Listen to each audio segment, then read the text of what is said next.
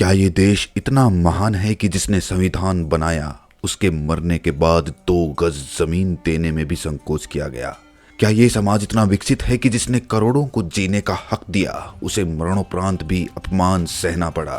क्या बाबा साहब सिर्फ किताबों में पूजे जाते हैं या जमीनी हकीकत कुछ और कहती है? जी हाँ साथियों, आपने बिल्कुल सही सुना।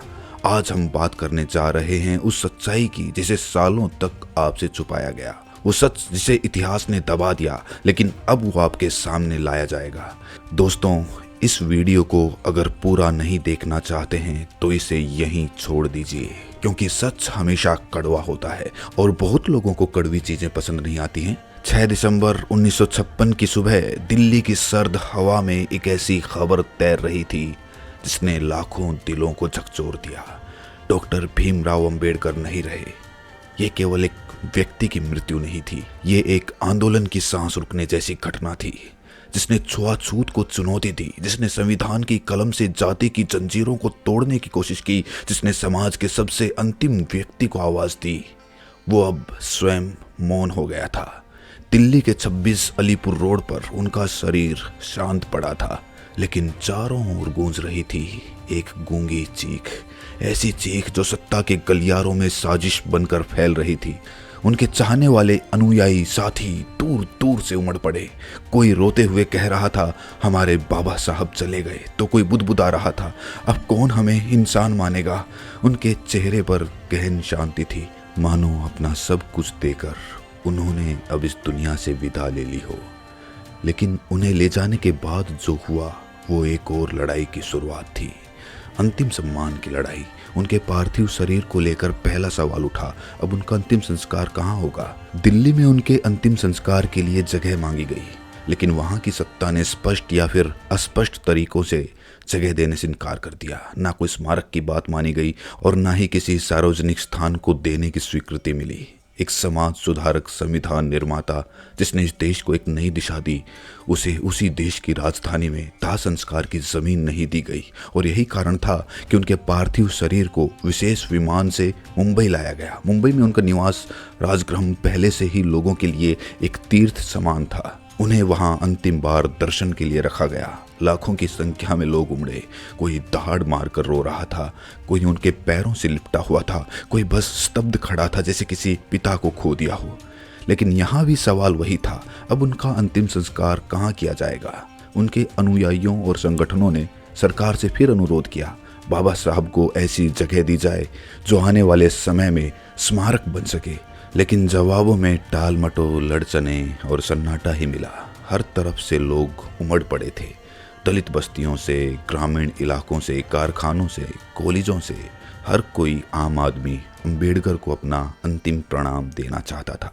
लेकिन इस बीच सबसे बड़ा प्रश्न अब भी अटका था, उनका अंतिम संस्कार कहाँ होगा? अनुयायियों ने सरकार से विनती की, एक ऐसी जगह दीजिए जहां बाबा साहब का स्मारक बन सके, जहां पीढ़ियां आकर उन्हें श्रद्धांजलि दे सके, जहां उनके विचारों की लौ जलती रहे। लेकिन व्यवस्था ने वही किया जो वो अक्सर करती है, चुप्पी साध ली। कभी कहा गया वो जमीन सरकारी है, कभी कहा गया विवाद हो सकता है और कभी तो कोई जवाब ही नहीं दिया गया। ये वही देश था जिसका संविधान बाबा साहब ने अपने खून पसीने से गढ़ा था, और अब वही देश उन्हें 2 गज जमीन देने से कतरा रहा था। ये अपमान नहीं था, ये उस सोच की झलक थी जो आजाद भारत में भी दलितों को बराबरी से मरने का हक नहीं देना चाहती थी। वो वक्त था जब अंबेडकर की मृत्यु के बाद भी जातिवाद जिंदा खड़ा था और चुनौती दे रहा था कि तुम्हारे बाबा को हम मौत के बाद भी चैन से विदा नहीं होने देंगे। जब सरकार ने मुंह मोड़ लिया, जब सत्ता ने जगह देने से इनकार कर दिया, तब उठे वो हाथ जो बाबा साहब ने थामे थे, जो कभी भीख मांगते थे, अब इतिहास रचने चले थे। दलित समाज के नेता, बौद्ध अनुयायी, मिलिंद कॉलेज के प्राध्यापक और लाखों अनुयायी एकजुट हो गए। अगर सरकार नहीं देगी तो हम अपने बाबा को खुद जमीन देंगे। मुंबई के दादर समुद्र तट के पास एक छोटी सी सरकारी जमीन पर नजर पड़ी, एक वीरान, उपेक्षित, चुपचाप पड़ी जगह। वहीं हुआ निर्णय, यहीं होगा बाबा साहब का अंतिम संस्कार, यहीं से जलेगी वो अग्नि जो पीढ़ियों को रोशनी देगी। और फिर 7 सितंबर 1956 दादर समुद्र किनारे लाखों लोगों की मौन उपस्थिति में डॉक्टर भीमराव अंबेडकर का अंतिम संस्कार बौद्ध रीति से किया गया। गगनभेदी नारे गूंजे, जय भीम बाबा, तेरा मिशन अधूरा हम सब मिलकर करेंगे पूरा। और उस मिट्टी में जिसे सरकार ने ठुकराया था, वहीं उगा चैत्य भूमि का बीज। आज वही जमीन हर वर्ष 6 दिसंबर को लाखों लोगों की आस्था का केंद्र बन जाती है। वहीं लोग रोते हैं, प्रण करते हैं और पूछते हैं कि क्या आज भी ये देश बाबा साहब के विचारों के साथ न्याय कर रहा है। तो अब सवाल उठता है कि क्या ये सिर्फ अफवाह थी कि बाबा साहब को मरने के बाद जमीन नहीं मिली? नहीं, ये कोई अफवाह नहीं थी।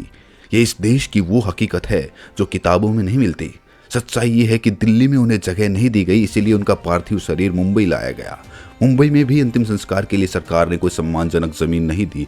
अंततः उनके अनुयायियों ने वो जमीन खुद खोजी, खुद तय किया और उसी पर आज खड़ी है चैत्य भूमि। ये सिर्फ 2 गज जमीन की बात नहीं थी, ये उस सोच की लड़ाई थी जो आज़ादी के बाद भी बाबा साहब को बराबरी से मरने के अधिकार देने को तैयार नहीं थी। जो व्यक्ति करोड़ों लोगों को इज्जत से जीना सिखा गया, उसे मरने के बाद भी इज्जत के साथ संघर्ष करना पड़ा। अगर आपको लगता है कि ये कहानी सिर्फ इतिहास है, तो आप गलत हैं। ये आज भी हमारे बीच जीवित है। हर बार जब किसी विचारशील बहुजन की आवाज़ दबाई जाती है, हर बार जब सत्ता सिस्टम बन जाती है। इसीलिए इस वीडियो को जितना हो सके उतना शेयर कीजिए। अपने दोस्तों, परिवार और साथियों को बताइए कि बाबा साहब के विचारों को दबाया गया था, लेकिन उनकी रोशनी को बुझाया नहीं जा सका। कमेंट में जय भीम जरूर लिखें और हमारे चैनल बुद्धा इंस्पायर्ड को सब्सक्राइब करके नोटिफिकेशन बेल को ज़रूर प्रेस करें। और हमें मजबूत करने के लिए आप हमारे चैनल को ज्वाइन भी कर सकते हैं। ज्वाइन करके हमारी ताकत बनिए, जहां पर आपको मिलेंगे 2 विकल्प। एक विकल्प चुनिए और हमें मजबूत करिए।